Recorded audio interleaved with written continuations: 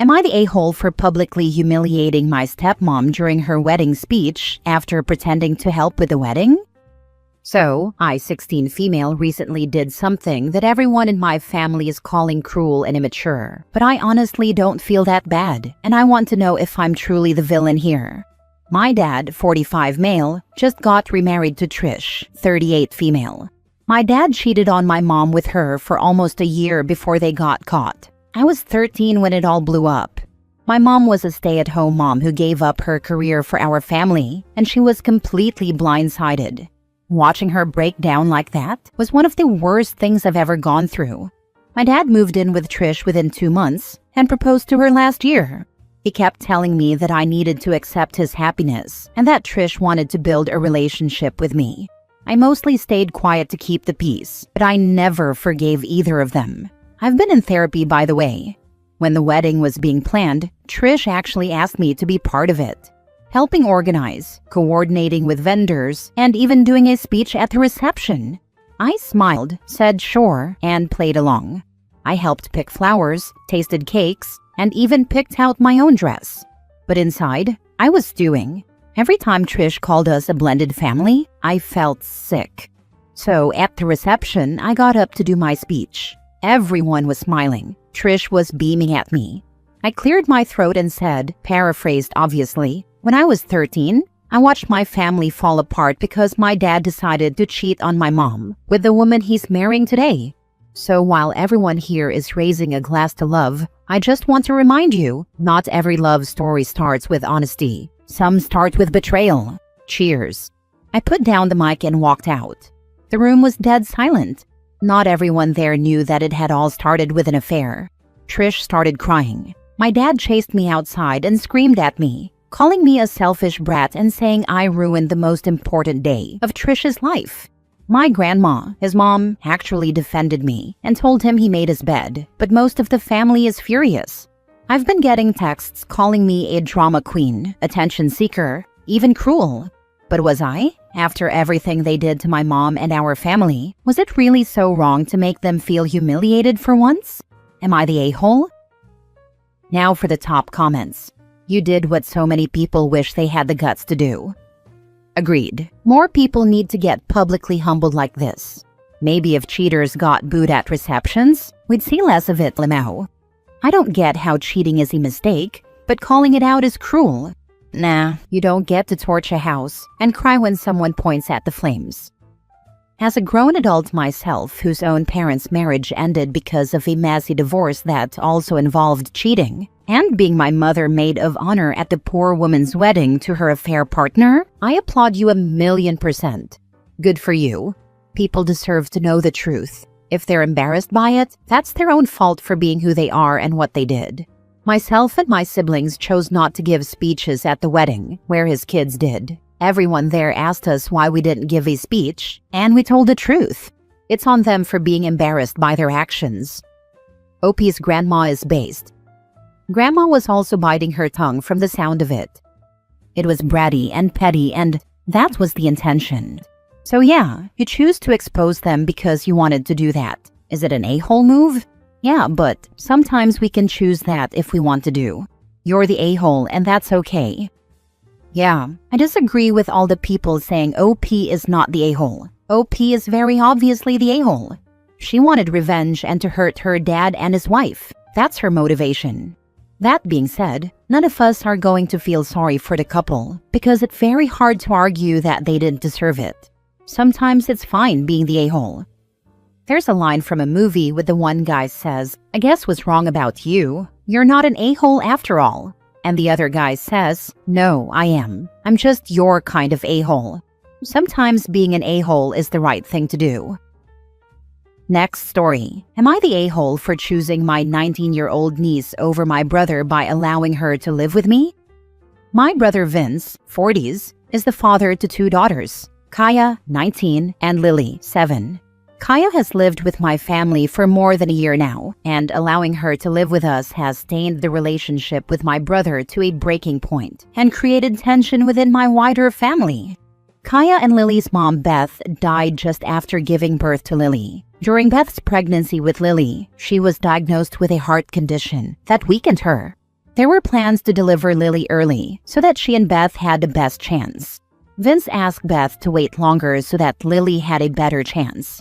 Kaya and my parents were around to hear this discussion, and when Beth died hours after Lily was born, Kaya blamed Vince. And then when Vince remarried within a year of Beth's death, and his new wife Michelle Fortes adopted Lily, it destroyed any relationship Kaya had left with Vince. Vince had promised Beth that he would make sure Lily knew who she was always, if something happened. But after Michelle adopted Lily, they began talking like Michelle was her biological mother. Michelle would tell Lily, even as a young toddler, that the day she was born was the best day of her life, or how happy she and Vince were when they had Lily. There are people who were under the assumption that Kaya's mom died, and Lily was Michelle's biological child. Kaya fought a lot with Vince and Michelle. She told her dad she hated him and that he betrayed her mom. She blamed him for her mom's death, shamed him for raising and replacing Beth with Michelle, and giving her mom's daughter to Michelle. She wished he'd been the one to die instead of her mom. She told Michelle she hoped Beth haunted her every day for stealing Lily. They punished her a lot because they didn't want Lily to hear and figure out what was going on. She was not allowed to talk about Beth to Lily, and they stopped the girls spending time together because they knew Kaya would tell Lily the truth. I was always super close to Kaya and was there for her when most of our wider family were more in support of Vince and Michelle and Lily. I got some grief for that because I was reminded that Vince lost his wife and was left with 2 girls to raise, and that Michelle was just trying to love Lily and give her a mom and was being tormented by a teenager because of it. But I could see Kaya's side, and I still think Vince has handled this all so badly. They might all argue that this is better for Lily, but she'll have to know someday, and I have to imagine there could very well be a lot of pain for her when she realizes the truth. I think there's a very real chance Lily and Kaya will never be capable of being close. When Kaya turned 18, she asked if she could live with me and my husband and our kids. We said yes. I was happy to have her come stay, and I knew it was better than her being on her own. But as I mentioned, this was not something Vince approved of, and he wanted me to kick Kaya out. I refused. We didn't speak for months, and when he heard from another one of our siblings that Kaya was still with me, he reached back out and told me I had chosen Kaya over him, my own brother. He sent me a text exchange between him and Kaya where she told him that his happiness wasn't deserved, and he should have stayed single forever after what he did to her mom. He told me that was what I was supporting, and I told him I wasn't kicking Kaya out and to quit trying. My parents told me I could help Kaya find somewhere else and not divide the family like this. I asked how they could punish their own granddaughter after everything. They said Vince only wanted the best chance for Lily, and that Kaya has been grossly unfair about this whole thing. They told me I was being unfair to Vince and to our family, and I'm helping to divide us. Am I the a-hole?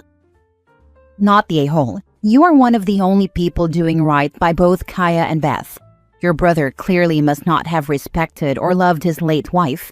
To have immediately replaced her and erased her from her daughter's lives completely like that. Especially considering that's exactly what Beth asked him not to do. Your brother is a POS. Stand with Kaya. It breaks my heart because I know Beth loved her girls so much, and I remember how scared she was when she realized how bad her condition was affecting her. Knowing Kaya's had to live with it all hurts me too. She loved both her mom and her dad, and she was excited to be a big sister, and it all went badly in the end. How do you keep 2 sisters living in the same house away from each other? Kaya only left a year ago. Surely Lily remembers she has a sister. They did it by not allowing Kaya to speak to Lily, by getting Kaya out of the house a lot, and Lily being with Michelle frequently. I know Kaya didn't eat with everyone else at the table. Things like that were done to keep them apart. So they isolated her to that degree on top of everything else? Poor girl. Your brother and Michelle should be ashamed of themselves for treating Kaya that way, and your parents should be ashamed of themselves for allowing Kaya to be treated that way. You are the only one who seems to be doing the right thing by her. When I confronted him over it, after I found out, he said it wasn't done to isolate Kaya but to protect Lily. He said Kaya would have gladly tore Lily's world apart, and they wanted to prevent that happening. Always excusing awful things to protect the lie. Next story. Am I the a-hole for staying no contact with my sister-in-law after years of hostility, even though she keeps trying to provoke me? My sister-in-law and I were once close, until my partner and I got engaged and chose a wedding venue that apparently wasn't the one she wanted us to pick. We were never told this. After that, things deteriorated quickly. She got upset when we shared wedding plans in a family group chat, so I created a separate chat without her to respect her wishes. She later discovered it by snooping and has held a grudge for years, still referring to it sarcastically. The night before the wedding, she dressed her daughter in a different gown from the flower girl dress we provided and called our chosen dresses stripper dresses. She also told people she wouldn't attend, then showed up anyway. After a family vacation that ended in a short honeymoon extension, which we paid for using travel points from a family member, she sent a long message accusing me of using everyone and tearing the family apart. When we didn't respond, she sent a follow-up saying, "This is day 2 of no response. They must be super distraught or don't give a damn." She later texted someone else in the family, "Stop licking their freaking a-holes," and call them out. We've been no contact for about 7 years now, but she continues to find ways to provoke me. Years later, when she found out through someone else that I was pregnant, she sent this: "Congrats on the baby. Lost job and got pregnant. Couldn't have played that one better myself. You single-handedly started this. I'm doubling down. I don't have anything to lose." Most recently, she mailed me a book about manipulation with a note that said, "2025, a year of self-awareness." Despite being blocked on all platforms, and my husband and I not having spoken to her in years, I've never responded to any of her messages. I don't involve her in my life in any way, and yet I still feel conflicted. Part of me feels bad for how far things have gone, but most of me just wants peace. Also, there's 7 years worth of stories to tell on here from her, but not enough time to type it. So, am I the a-hole for maintaining no contact and continuing to ignore her attempts to reinsert herself into my life, even if she believes I'm the problem? Now for the comments. Wow, you really live rent-free in her head, don't you? Narcissists can't handle it when you ignore them. It's inconceivable that they aren't the center of your universe, and the biggest insult to their egos. It is clear from her declaration that she wasn't coming to your wedding and then showing up anyway, that what she wants is attention. Her subsequent behavior all supports that. Ignoring her is driving her even more batshit crazy. How is she even sending these messages when you have her blocked? I would keep ignoring her. It is killing her, and honestly, it is all the revenge you need, not the a-hole. If you have her blocked everywhere and she's creating multiple numbers or accounts to contact you, bully you, evident by the lost job got pregnant comment, I think it may be time to get a no contact order or PFA. You shouldn't need to deal with harassment. Last story. Am I the a-hole for not letting my brother rent out my dead mother's house? So, for context, my mom died last year and left me, 18 female, my younger brother 16 male, and my 6-year-old sister in our family house. She also had a smaller house nearby that my older brother, 32 male, had been living in for the last couple of years. I say brother in quotes because he is actually my cousin, and my mom kind of adopted him when his mother died when he was 22. But because we grew up in the same house, I just always called him my brother.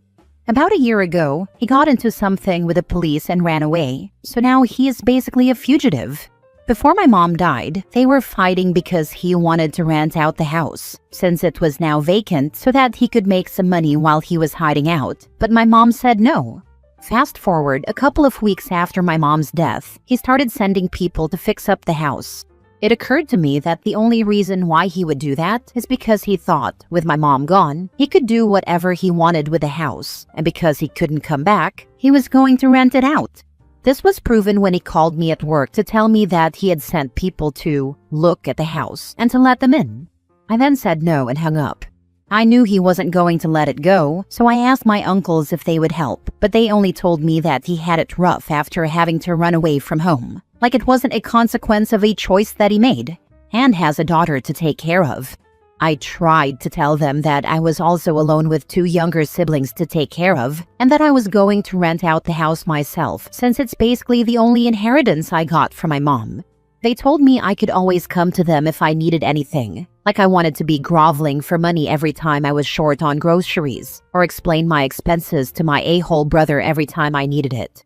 So, I decided to take matters into my own hands and just found someone to rent out the house and pay rent directly to me. I'm still a little scared, to be honest, because my brother is very scary when he is angry. He always treated me like crap growing up, as we grew up in a very old-school household, and he was the only man for a really long time, so he was treated like a king. Not surprising that he grew up to be a massive prick. He hasn't found out yet, and I'm honestly dreading the day he does. Fingers crossed he doesn't unalive me.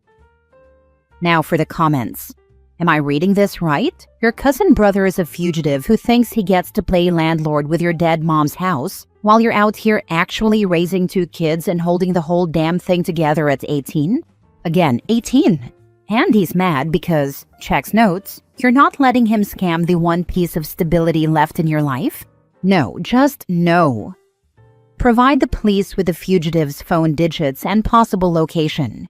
As a good citizen, you have a responsibility to do just that. A lot of people in the neighborhood have tried to report him when they see him. Nothing ever happens. You need to get the house put in your name.